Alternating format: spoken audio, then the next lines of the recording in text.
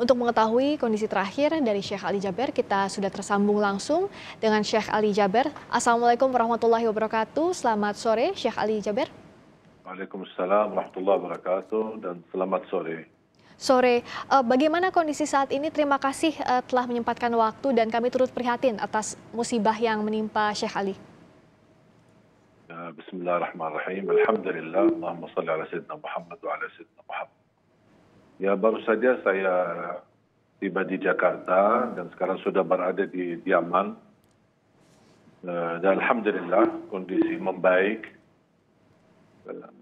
Dan saya merasa semenjak kejadian ini sampai titik ini, khususnya secara rohani, tenang dan tenteram. Alhamdulillah. Alhamdulillah, Masya Allah. Syekh Ali, mohon maaf kami harus menanyakan kembali bagaimana kronologinya kemarin sampai akhirnya Syekh Ali ditusuk oleh yang saat ini menjadi tersangka. Pertama, ini kan qadarullah subhanahu wa ta'ala. Dan saya di saat itu baru mulai acara. Dan sebenarnya acara ini belum saya mulai berceramah. Maksudnya belum masuk ke materi inti. Baru saya masih interaksi dengan jamaah. Ketika saya melihat tulisan di spanduk di acara ada wisuda, tak hafiz. Saya minta siapa wisuda dan wisudawan. Mohon ada salah satu anak bisa naik ke panggung dan saya ingin tes bacaannya. Naiklah seorang anak perempuan usia 9 tahun, hafal 3 juz. Dan saya pimpin dia untuk membaca suratul Fatihah sampai saya memperbaiki bacaan.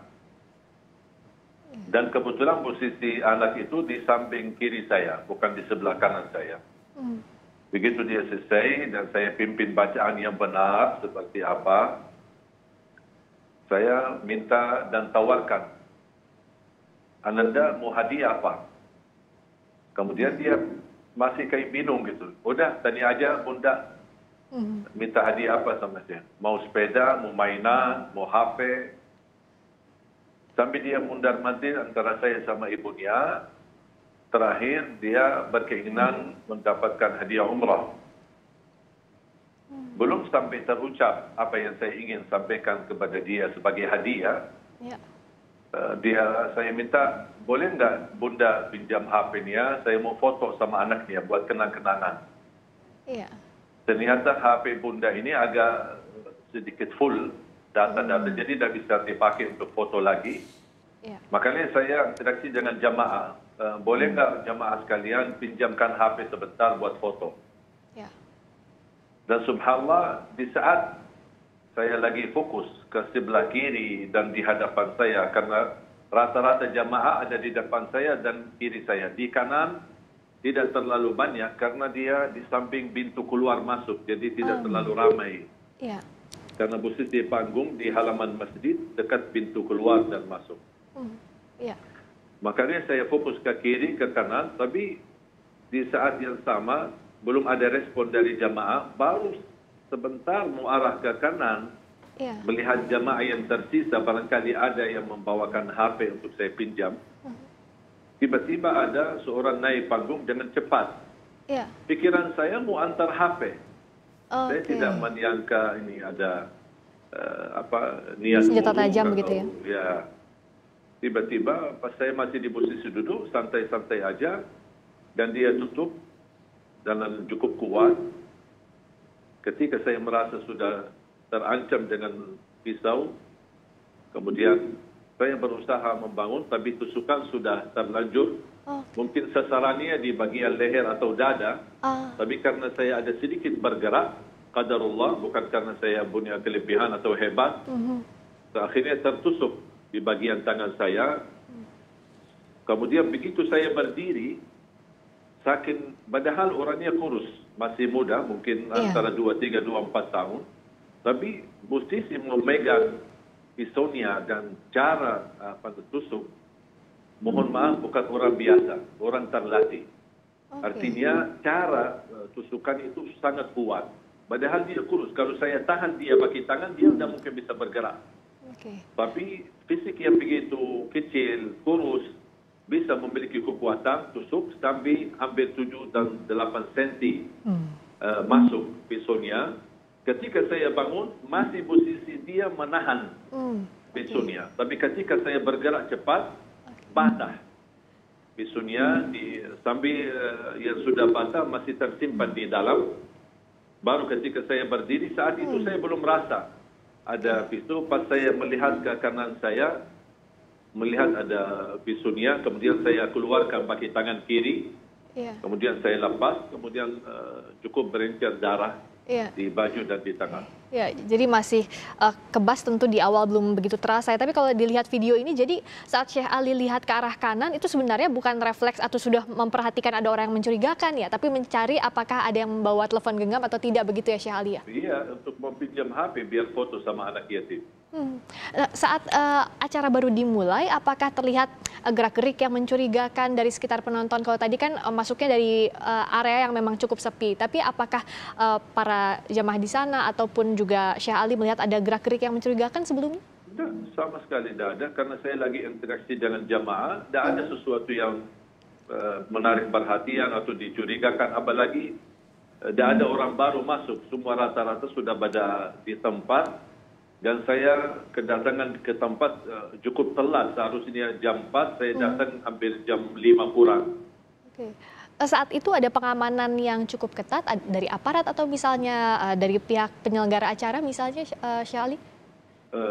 Saya sebenarnya memperhatikan masalah keamanan ketika saya bergerak safari dakwah di beberapa titik dari hari Sabtu, kemudian hari Ahad, hari Minggu. Saya tidak pernah memperhatikan setiap titik pasti ada aparat keamanan, polisi maupun security maupun panitia di luar masjid maupun di dalam masjid. Bahkan setiap titik kami tausiah ada kepala polisi setempat, apa itu Polres atau Kapolsek yang hadir di dalam masjid untuk ikuti acara tausiah itu. Ya, kecuali titik kejadian ini sama sekali tidak ada aparat keamanan di dalam maupun di luar, sama sekali tidak ada. Nah, sebelum kejadian ini apakah ada katakanlah ancaman atau teror begitu kepada Syekh Ali atau tidak ada sama sekali? Tidak ada. Alhamdulillah saya tidak punya orang memusuhi saya. Selama 12 tahun saya berdakwah di Indonesia, alhamdulillah selalu menjaga perasaan hati orang yang muslim, non-muslim. Selalu saya menjaga kedamaian, justru saya memimpin umat untuk menjaga kedamaian, kebersatuan, saling mencintai, saling menghormati. Dan silakan periksa semua ceramah saya, tidak ada unsur kekerasan, tidak ada unsur saling menyalahkan, saling menjatuhkan. Termasuk berbeda pendapat pun saya patuh dan menghormati perbedaan di antara kita. Jadi memang selama 12 tahun ini berdakwah, ini adalah kejadian pertama ya, qadarullah, takdir Allah memang terjadi di Bandar Lampung kemarin ya, Syekh Ali? Ya, ini pertama pengalaman baru bagi saya dan pengalaman yang sangat luar biasa. Dan juga menjadi pelajaran buat saya agar lebih waspada.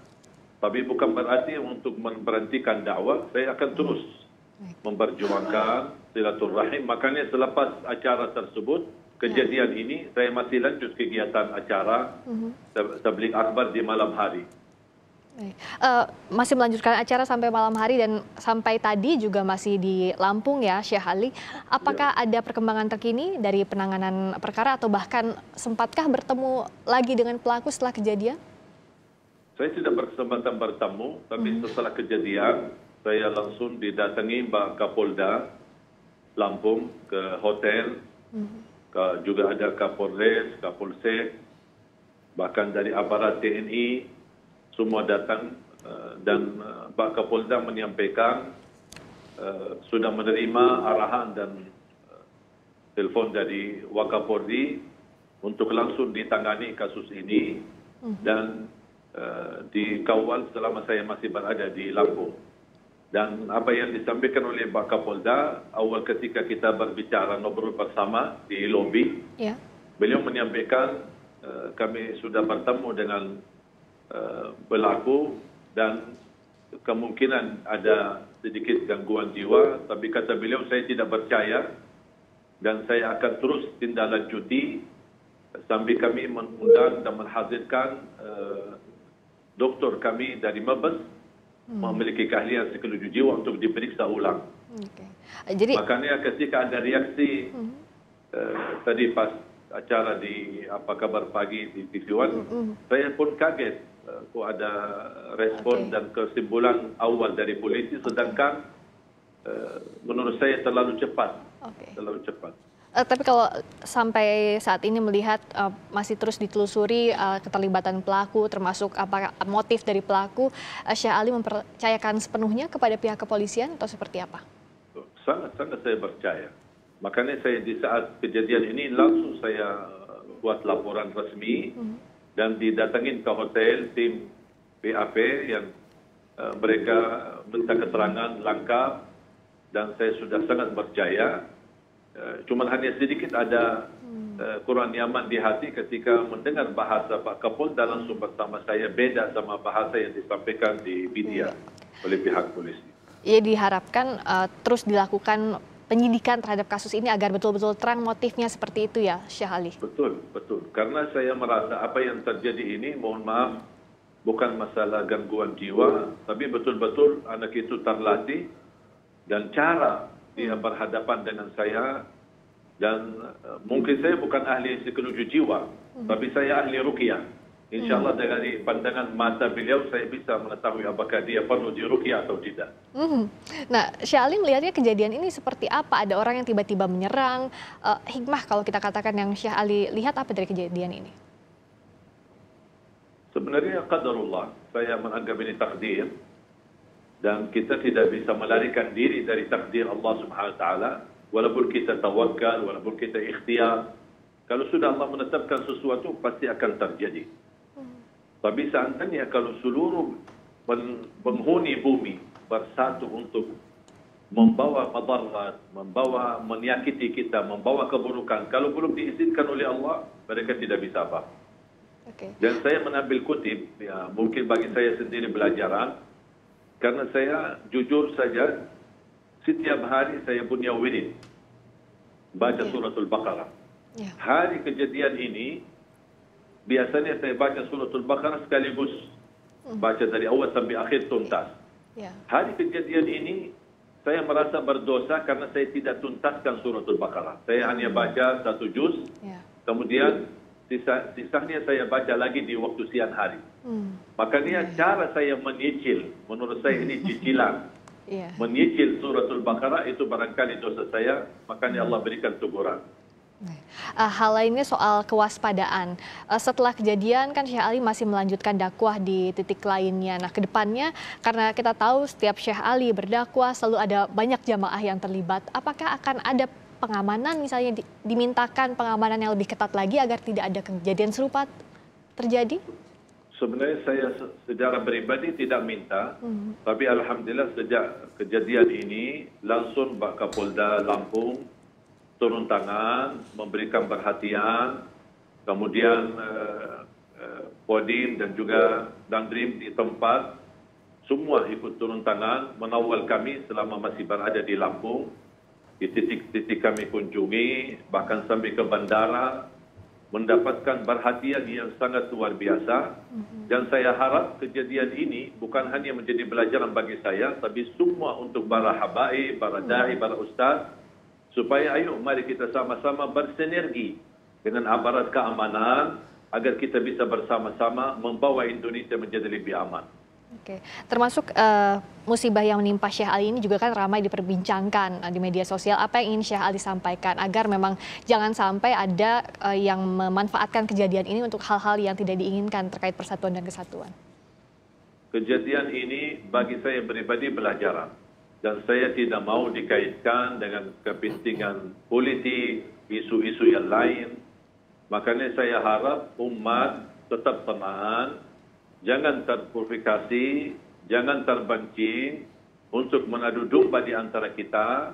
Ini sudah qadarullah dan saya sudah serahkan sepenuhnya kepada aparat keamanan, kepolisian, dan sangat percaya, saya sangat percaya akan mereka betul-betul tangani kasus ini dengan sebaik-baiknya, dengan amanah dan transparan, supaya bisa kita memberikan keterangan kepada umat yang menenangkan hati. Jangan sampai hal ini dijadikan fitnah dan dijadikan berpecah belah di antara kita. Dan saya tidak mau kaitkan kasus saya ini dengan apa yang terjadi kepada beberapa ulama atau isu-isu ada orang gila, tusuk ulama atau tusuk orang di masjid atau tusuk leher. Yang sudah terjadi berlalu, saya tidak mau kaitkan. Yang saya terjadi sama saya, ingin saya memikirkan ke depan. Apa yang kita harus lakukan, apa yang kita harus waspada, dan apa yang kita harus wujudkan kebersamaan agar kita bisa tetap tenang dan merasa aman. Bahkan ketika kejadian ini, saya justru turun dari panggung, kemudian saya selamatkan anak itu karena mereka, saya melihat jamaah barangkali sakit hati dan mereka emosi sampai dipukul-pukul sampai berluka. Saya langsung tahan, saya turun, saya bilang kasihan, dia manusia. Walaupun dia bersalah, jangan cara kita memperbaiki kesalahan seperti ini. Sampai ada orang jamaah menarik dia seperti karung, menganggap manusia tidak berharga. Saya langsung marah, saya tegur, saya angkat, berdirikan, dan saya bilang sama jemaah, tolong amankan. Jangan kita menghadapi satu musibah, untuk memperbaiki musibah itu malah kita bikin musibah lebih besar. Jadi saat kejadian Syekh Ali masih sempat menahan agar para jemaah tidak main hakim sendiri begitu terhadap pelaku ya? Betul. Saya tidak mau orang bermain hukum sendiri, apalagi kita di negeri hukum.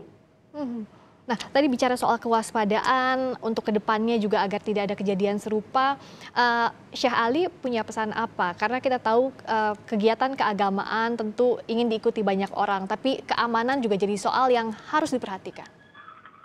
Ya, inilah menjadi perhatian pada kami khususnya para da'i, para asatidz, apalagi da'i nasional yang bisa diundang kemana-mana. Dalam pandemi ini saya harap adanya kebersamaan, sinergi antara aparat kepolisian. Saya pribadi tidak pernah melangkah isi acara dimanapun sebelum betul-betul diselesaikan segala berkas keizinan. Mau izin dari polisi, mau izin dari majlis ulama, mau izin dari manapun. Semua yang terkait, kalau sudah tuntas seluruh izin, baru saya boleh isi. Saya selalu ataskan dan perintahkan tim, kalau saya belum dapat izin atau ada kendala, saya tidak mau isi tausiah. Makanya ketika sudah ada proses izin, berarti mohon maaf, aparat kepolisian dan lain yang ada di tempat, mereka sudah mengetahui kehadiran kami, dan kami harap bisa terjaga, dan apa yang terjadi, saya tidak mau salahkan siapa-siapa, apalagi masyarakat Lampung yang selama ini saya kenal mereka. Saya sudah berkali-kali ke Lampung dan saya kenal mereka orang yang betul-betul mencintai ulama, mencintai kedamaian. Jangan menyudut Lampung ini adalah daerah radikal atau bisa dikatakan tidak aman. Saya tidak mau hal yang seperti ini. Kita harus sama-sama jaga apa yang sudah terjadi, sudah berlalu. Sekarang kita pikirkan ke depan dan saya harap berlaku betul-betul diproses sampai tuntas. Bahkan tadi di Lampung terlihat saat Syekh Ali juga mengunjungi daerah lainnya dibantu untuk dijaga ya. Artinya memang kasus ini mari kita sama-sama lihat bagaimana penyelesaiannya dan semoga tidak terjadi lagi begitu ya Syekh Ali. Betul. Dan saya harap umat semua tenang, jangan terlalu gampang terpancing, jangan terlalu gampang melimparkan isu-isu kepada A, B, C atau kelompok tertentu atau ke politik atau apa. Sama sekali itu tidak ada kaitan. Saya sama orang politik sangat baik, sama pejabat sangat baik, sama aparat keamanan sangat baik, dan bahkan sama masyarakat dan ulama hubungan saya sangat baik. Baik, semoga lekas pulih total Syekh Ali Jaber. Terima kasih banyak atas waktunya di Kompas Petang. Wassalamualaikum warahmatullahi wabarakatuh. Waalaikumsalam warahmatullahi wabarakatuh.